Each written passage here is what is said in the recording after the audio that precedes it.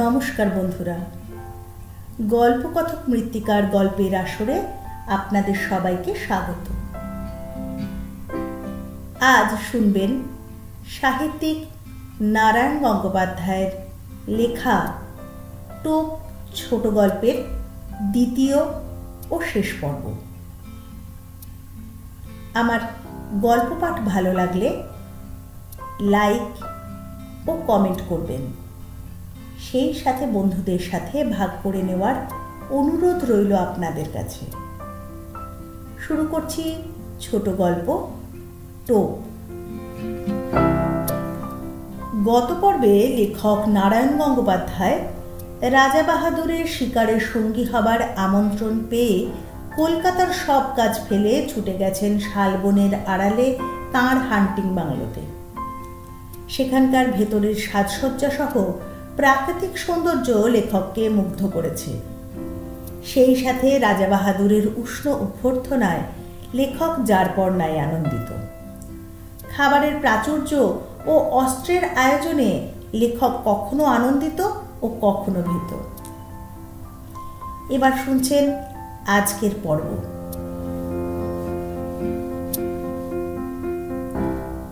সেই দিন রাত্রেই শিকারের প্রথম অভিজ্ঞতা।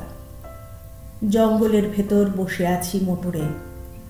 দুটো তীব্র হেডলাইটের আলো পড়ছে সামনের সংকীর্ণ পথে আর দুধারে শালবনে। ওই আলো রেখার বাইরে অবশিষ্ট জঙ্গলটায় যেন প্রেতপুরীর জমাট অন্ধকার। রাত্রির তমসায় আদিম হিংসা সজাগ হয়ে উঠেছে চারিদিকে, অনুভব করছি সমস্ত স্নায়ু দিয়ে।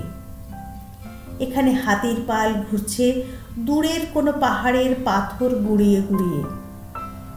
ঝোপের ভেতরে অজগর প্রতীক্ষা করে আছে অসতর্ক শিকারের আশায়। আসন্ন বিপদের সম্ভাবনায় উৎকর্ণ হয়ে আছে হরিণের পাল। আর কোনো এক খাদের ভেতরে জল জল করছে ক্ষুধার্ত বাঘের চোখ। কালো রাত্রিতে জেগে আছে কালো অরণ্যের প্রাথমিক জীবন। রোমাঞ্চিত ভীত প্রতীক্ষায় চুপ করে বসে আছি মোটরের মধ্যে। কিন্তু হিংসার রাজত্ব শালবন ডুবে আছে একটা আশ্চর্য স্তব্ধতায়। শুধু কানের কাছে অবিশ্রান্ত মশার গুঞ্জন ছাড়া আর কোনো শব্দ নেই। মাঝে মাঝে অল্প বাতাস দিচ্ছে, শালের পাতায় উঠছে এক একটা মৃদু মর্মর। আর কখনো ডাকছে বনমুরগি, ঘুমের মধ্যে পাখা ঝাপটাচ্ছে ময়ূর।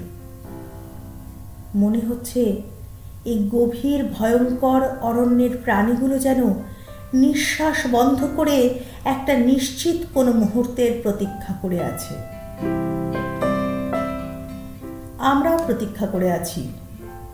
মোটরের মধ্যে নিঃসাড় হয়ে বসে আছি আমরা। একটা কথা বলবার উপায় নেই। রাইফেলের নল ইঞ্জিনের ওপর বাড়িয়ে দিয়ে শিকারী বাঘের মতোই তাকিয়ে আছেন রাজা বাহাদুর। চোখ দুটো উগ্র প্রখর হয়ে আছে হেডলাইটের তীব্র আলোর রেখাটার দিকে। একটা জানোয়ার ওই রেখাটা পেরোবার দুঃসাহস করলেই রাইফেল গর্জন করে উঠবে। কিন্তু জঙ্গলের সেই আশ্চর্য স্তব্ধতা, অরণ্য যেন আজ রাত্রে বিশ্রাম করছে একটি রাতের জন্য। ক্লান্ত হয়ে জানোয়ারগুলো ঘুমিয়ে পড়েছে খাদের ভেতরে। ঝোপের আড়ালে কেটে চলেছে মন্থর সময়। রাজা বাহাদুরের হাতের রেডিয়াম ডায়াল ঘড়িটা একটা সবুজ চোখের মতো জ্বলছে। রাত 1:30 পেরিয়ে গেছে। ক্রমশ উসখুস করছেন উৎকীর্ণ রাজা বাহাদুর। না, হোপলেস, আজ আর পাওয়া যাবে না। এক ফাঁকে একটা পেঁচা চেঁচিয়ে উঠল। রাত্রি ঘোষণা করে গেল শেয়ালের দল। কিন্তু কোথায় বাঘ, কোথায় বা ভাল্লুক? অন্ধকার বনের মধ্যে দ্রুত কতকগুলো ছুটন্ত খুঁড়ের আওয়াজ। পালিয়ে গেল হরিণের পাল। কিন্তু কোনো ছায়া পড়ছে না আলোকবৃত্তের ভেতরে। মশার কামড় যেন অসহ্য হয়ে উঠেছে। বৃথাই গেল রাতটা। রাজা বাহাদুরের কণ্ঠস্বরে পৃথিবীর সমস্ত বিরক্তি ভেঙে পড়ল। না, বৃথাই গেল রাতটা। ডেভিল লাক। সিটের পাশ থেকে একটা ফ্লাস্ক তুলে নিয়ে ঢক ঢক করে গলায় ঢাললেন। ছড়িয়ে পড়ল হুইস্কির কটু গন্ধ। থ্যাঙ্কস। রাজা বাহাদুর হঠাৎ নড়ে বসলেন সচকিত হয়ে। নক্ষত্র বেগে হাতটা চলে গেল রাইফেলের ট্রিগারে। শিকার এসে পড়েছে। আমিও দেখলাম বহুদূর থেকে আলোক রেখাটার ভেতরে কি একটা জানোয়ার দাঁড়িয়ে আছে স্থির হয়ে। এমন একটা জোরালো আলো চোখে পড়াতে কেমন একটা দিশাহারা হয়ে গেছে। তাকিয়ে আছে এই দিকেই। দুটো জোনাকির বিন্দুর মতো চিকচিক করছে তার চোখ। ড্যাম! রাইফেল থেকে হাত সরিয়ে নিলেন রাজা বাহাদুর, কিন্তু পর মুহূর্তেই চাপা উত্তেজিত গলায় বললেন, না থাক, আজ ছুঁচোই মারব। তুম করে রাইফেল গর্জন করে উঠল। কানে তালা ধরে গেল আমার। বারুদের গন্ধে বিস্বাদ হয়ে উঠল নাসারন্ধ্র। অব্যর্থ লক্ষ্য রাজবাহাদুরের। পড়েছে জানোয়ারটা। ড্রাইভার বলে, তুলে আনবো হুজুর? বিকৃত মুখে রাজা বাহাদুর বলেন, না। কি হবে? গাড়ি ঘোড়াও। রেডিয়াম ডায়ালের সবুজ আলোয় রাত ৩টে। গাড়ি ফিরে চলল হান্টিং বাংলোর দিকে। একটা ম্যানিলা চুরুট ধরিয়ে রাজা বাহাদুর আবার বললেন, ড্যাম! কিন্তু কি আশ্চর্য, জঙ্গল যেন রসিকতা শুরু করেছে আমাদের সাথে। দিনের বেলা অনেক চেষ্টা করেও দুটো একটা বনমুরগি ছাড়া আর কিছুই পাওয়া গেল না। এমনকি একটা হরিণ পর্যন্ত নয়। নাইট শুটিংয়েও সেই একই অবস্থা। পর পর ৩ রাত্রি জঙ্গলের নানা জায়গায় গাড়ি থামিয়ে চেষ্টা করা হলো, কিন্তু নগদ লাভ যা ঘটল তা অমানুষিক মশার কামড়। জঙ্গলের হিংস্র জন্তুর সাক্ষাৎ মিলল না বটে, কিন্তু মশাগুলো চিনতে পারা গেল। এমন সাংঘাতিক মশা যে পৃথিবীর কোথাও থাকতে পারে, এতদিন এ ধারণা আমার ছিল না। তবে মশার কামড়ের ক্ষতিপূরণ চলতে লাগলো গন্ধমাদন উজাড় করে। সত্যি বলতে কি, স্বীকার করতে না পারলেও মনের দিক থেকে বিন্দুমাত্র ক্ষোভ ছিল না আমার। জঙ্গলের ভেতরে এমন রাজস্ব যজ্ঞের আয়োজন কল্পনারও বাইরে। জীবনে এমন দামি খাবার কোনোদিন মুখে তুলিনি, এমন চমৎকার বাথরুমে স্নান করিনি কখনো। এত পুরো জাজিমের বিছানায় শুয়ে অস্বস্তিতে প্রথম দিন তো ঘুমোতেই পারিনি। আমি নিবিড় জঙ্গলের নেপথ্যে গ্র্যান্ড হোটেলে স্বাচ্ছন্দ্যে দিন কাটাচ্ছি। শিকার না হলেও কণামাত্র ক্ষতি নেই আমার। প্রত্যেক দিনই লাউঞ্জে চা খেতে খেতে ৪০০ ফুট নিচেকার ঘন জঙ্গলটার দিকে চোখ পড়ে সকালের আলোয় উদ্ভাসিত শ্যামলতা দিগন্ত পর্যন্ত বিস্তীর্ণ হয়ে আছে অপরূপ প্রসন্নতায়। One of the fiercest forest. বিশ্বাস হয় না। তাকিয়ে তাকিয়ে দেখি বাতাসে আকার অবয়বহীন পত্রাবরণ সবুজ সমুদ্রের মতো দুলছে, চক্র দিচ্ছে পাখির দল। এখান থেকে মৌমাছির মতো দেখায় পাখিগুলোকে। জানলার ঠিক নিচেই ইস্পাতের ফলার মতো পাহাড়ি নদীটার নীলিমোজ্জ্বল রেখা। দুটো একটা নুড়ি ঝকমক করে মণিমুক্তের মতো, বেশ লাগে। তারপরেই চমক ভাঙে আমার। তাকিয়ে দেখি ঠোঁটের কোণে ম্যানিলা চুরুট পড়ছে। অস্থির চঞ্চল পায়ে রাজাবাহাদুর ঘরের ভেতর পায়চারি করছেন। চোখে মুখে একটা চাপা আক্রোশ, ঠোঁট দুটোয় নিষ্ঠুর কঠিনতা। কখনো একটা রাইফেল তুলে নিয়ে বিরক্তিভাবে নামিয়ে রাখেন, কখনো ভোজালি তুলে নিজের হাতের ওপর ফলাটা পরীক্ষা করেন সেটার ধার, আবার কখনো বা জানলার সামনে খানিকক্ষণ স্থির দৃষ্টিতে তাকিয়ে থাকেন নিচের জঙ্গলটার দিকে। আজ 3 দিন থেকে উল্লেখযোগ্য একটা কিছু স্বীকার করতে পারেননি। ক্ষোভে তাঁর দাঁতগুলো কড়মড় করতে থাকে। তারপরেই বেরিয়ে যান এনার্জি সংগ্রহের চেষ্টায় বাইরের বারান্দায়। কি হাঁকতেন পেগ, কিন্তু পরের পয়সায় রাজভোগ খেয়ে এবং রাজোচিত বিলাস করে বেশি দিন কাটানো আর সম্ভব নয় আমার পক্ষে। রাজাবাহাদুরের অনুগ্রহ একটি দামি জিনিস বটে, কিন্তু কলকাতায় আমার ঘর সংসার আছে, একটা দায়িত্ব আছে তার। সুতরাং 4র্থ দিন সকালে আমাকে কথাটা পারতে হলো। বললাম, এবার আমায় বিদায় দিন তাহলে। রাজাবাহাদুর সবে 4র্থ পেগে চুমুক দিয়েছেন তখন। তেমনি অসুস্থ আর রক্তাভ চোখে আমার দিকে তাকালেন। বললেন, আপনি যেতে চান? হ্যাঁ, কাজকর্ম রয়েছে, কিন্তু আমার শিকার আপনাকে দেখাতে পারলাম না। সে না হয় আর একবার হবে।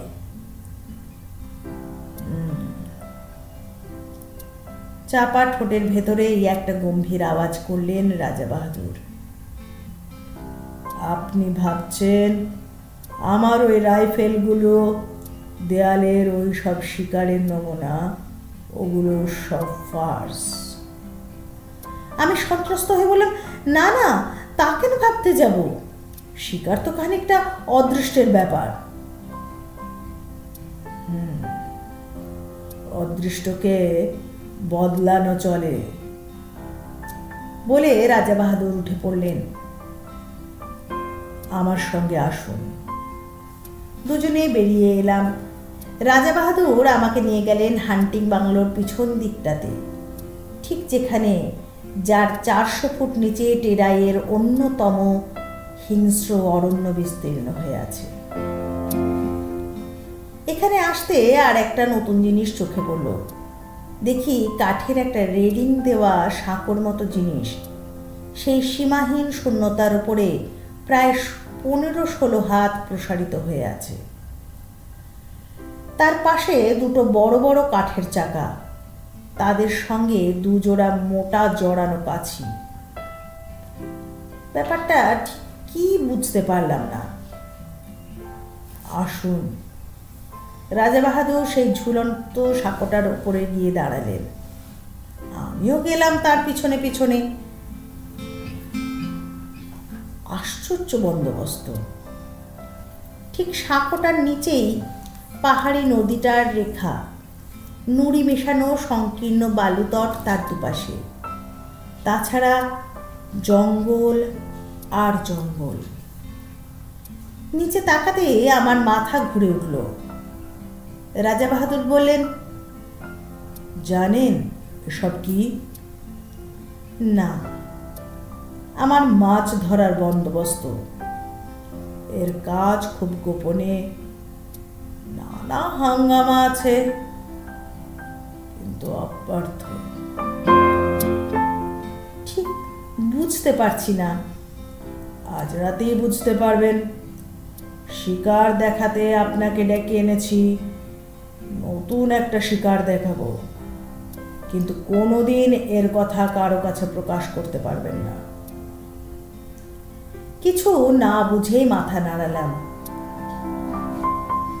তাহলে আজ রাত অবধি থাকুন, কাল সকালে আপনার গাড়ির ব্যবস্থা করব। রাজাবাহাদুর আবার হান্টিং বাংলোর সম্মুখের দিকে এগোলেন। কাল সকালের পর এমনিতেই আপনার আর এখানে থাকা চলবে না। একটা কাঠের সাঁকো, দুটো কপিকলের মতো জিনিস। মাছ ধরার ব্যবস্থা কাউকে বলা যাবে না এবং কাল সকালেই চলে যেতে হবে। সবটা মিলিয়ে যেন রহস্যের খাসমহল। আমার কেমন এলোমেলে লাগতে লাগলো সমস্তটা, কিন্তু ভালো করে জিজ্ঞাসা করতে পারলাম না। রাজা বাহাদুরকে বেশি প্রশ্ন করতে কেমন অস্বস্তি লাগে আমার, অনধিকার চর্চা বলে মনে হয়।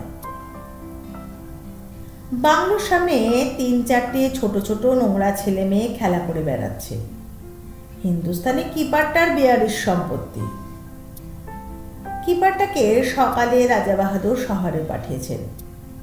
কিছু দরকারি জিনিসপত্র কিনে কাল সে ফিরবে। ভারী বিশ্বাসী আর অনুগত লোক।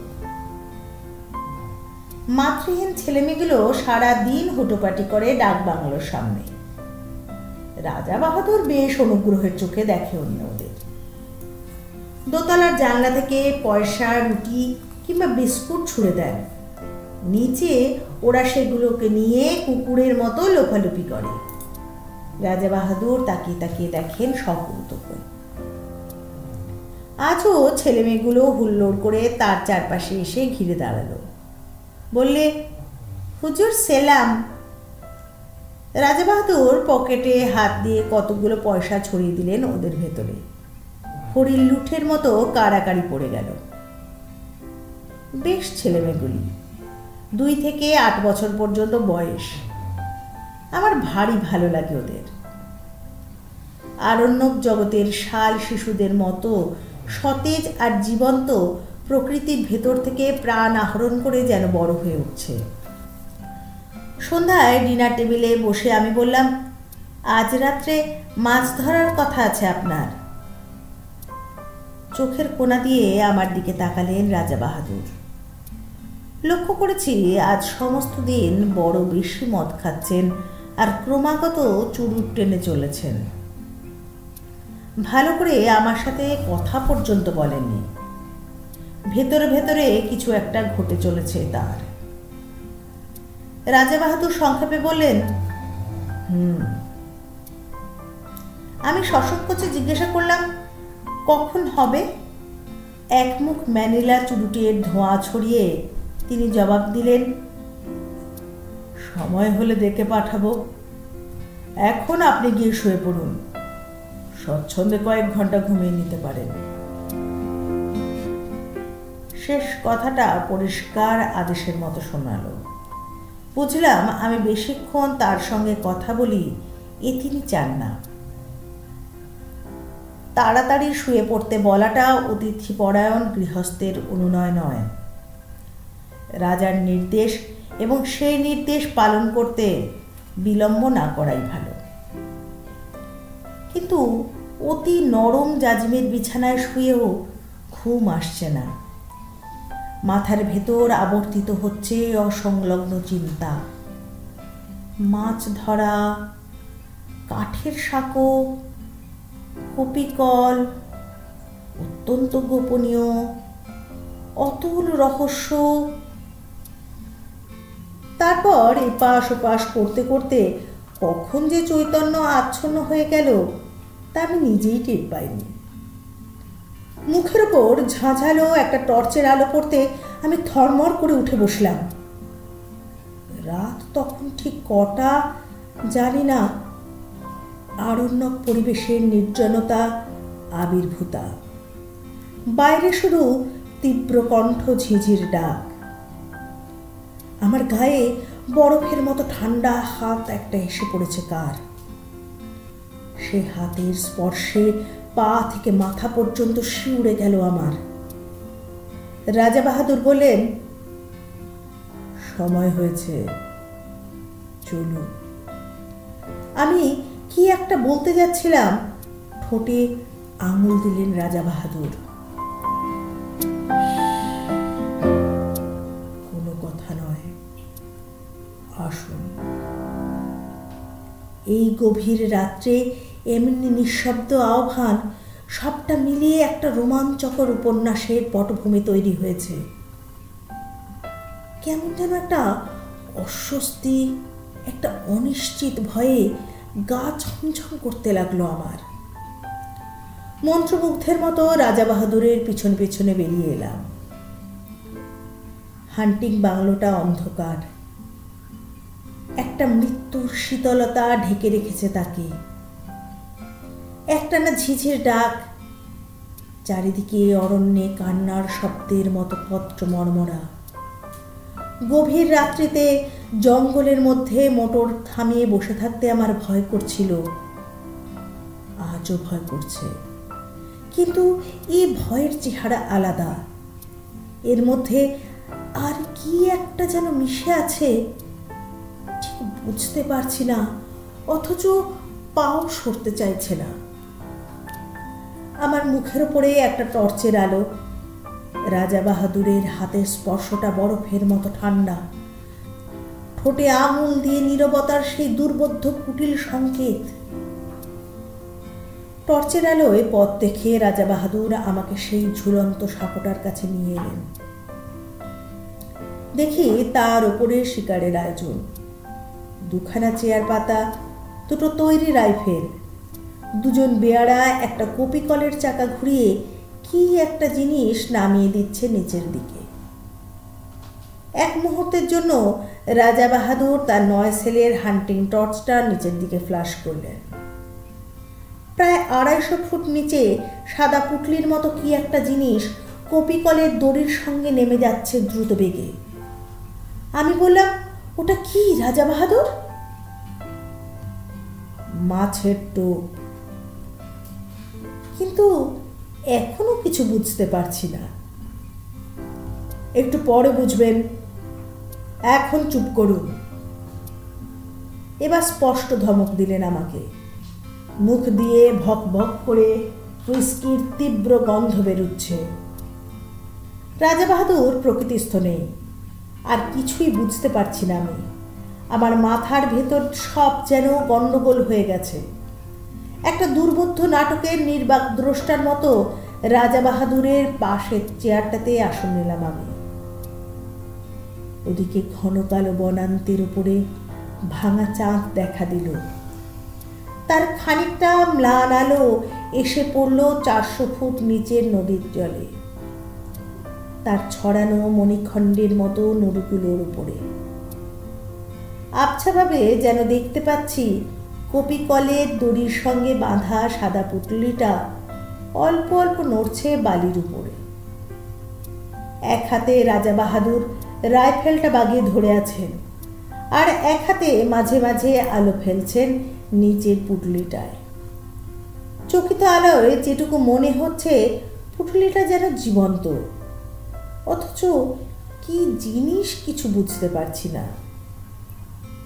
এ নাকি মাছের টোপ, কিন্তু কি মাছ, এ কিসের টোপ? আবার সেই স্তব্ধতার প্রতীক্ষা। মুহূর্ত কাটছে, মিনিট কাটছে, ঘন্টা কাটছে। রাজা বাহাদুরের টর্চের আলো বারে বারে পিছলে পড়ছে নিচের দিকে। দিগন্ত প্রসার হিংস্র অরণ্য ভাঙা ভাঙা জ্যোৎস্নায় দেখাচ্ছে তরঙ্গিত একটা সমুদ্রের মতো। নিচের নদীটা ঝকঝক করছে যেন একখানা খাপ খোলা তলোয়ার। অবাক বিষয়ে আমি বসে আছি। মিনিট কাটছে, ঘন্টা কাটছে। টোপ ফেলে মাছ ধরছেন রাজা বাহাদুর, অথচ সব ধোঁয়াটে লাগছে আমার। কান পেতে শুনছি ঝিঁঝির ডাক, দূরে হাতির গর্জন, শাল পাতার মর্মর। এই প্রতীক্ষার তত্ত্ব আমার কাছে দুর্বোধ্য। শুধু হুইস্কি আর ম্যানিলা চুরুটের গন্ধ এসে লাগছে আমার নাকে।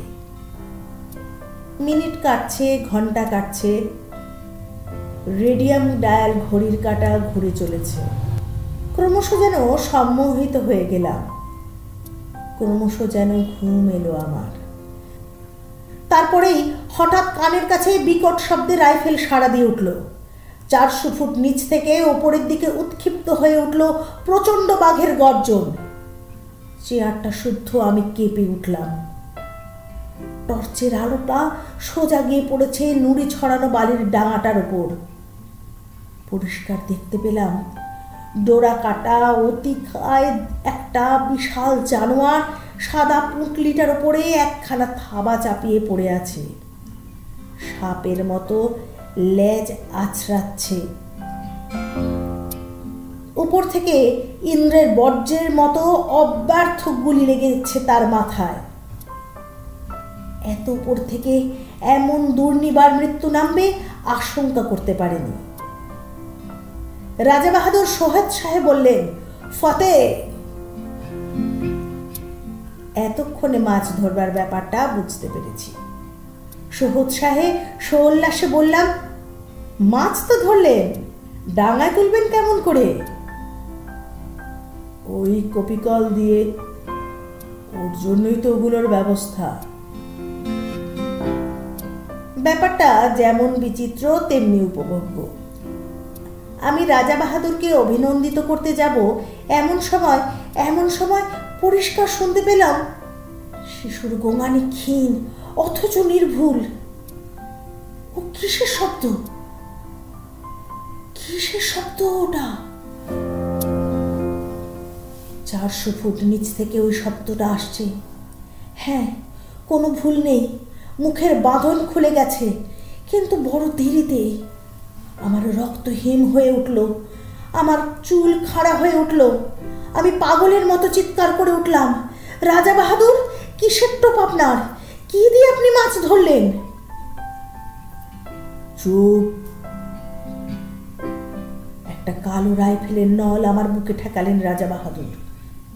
তারপরে আমার চারিদিকে এই পৃথিবীতে পাক খেতে খেতে হাওয়ায় গড়া একটা বুদবুদের মতো শূন্যে মিলিয়ে গেল। রাজা বাহাদুর জাপটে না ধরলে 400 ফুট নিচেই পড়ে যেতাম হয়তো।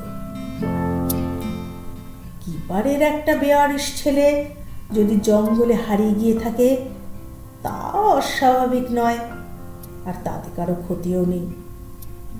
কিন্তু প্রকাণ্ড রয়্যাল বেঙ্গল মেরেছিলেন রাজা বাহাদুর, লোককে ডেকে দেখানোর মতো। তাই 8 মাস পরে এই চমৎকার চটিজোড়া উপহার এসেছে। 8 মাস আগেকার সে রাত্রি এখন স্বপ্ন হয়ে যাওয়াই ভালো। কিন্তু এই চটিজোড়া অতি মনোরম বাস্তব। পায়ে দিয়ে একবার হেঁটে দেখলাম, যেমন নরম তেমনই আরাম। শেষ হলো আজকের গল্প। সাহিত্যিক নারায়ণ গঙ্গোপাধ্যায়ের লেখা ছোট গল্প টোপ। গল্প পাঠ যদি আপনাদের ভালো লাগে তাহলে গল্পকথক মৃত্তিকা ইউটিউব চ্যানেলটি সাবস্ক্রাইব করে বেল আইকনটি প্রেস করে রাখতে পারেন। সবাই ভালো থাকবেন, সুস্থ থাকবেন। শীঘ্রই নিয়ে আসবো নতুন কোনো গল্প। আজ তাহলে আসি।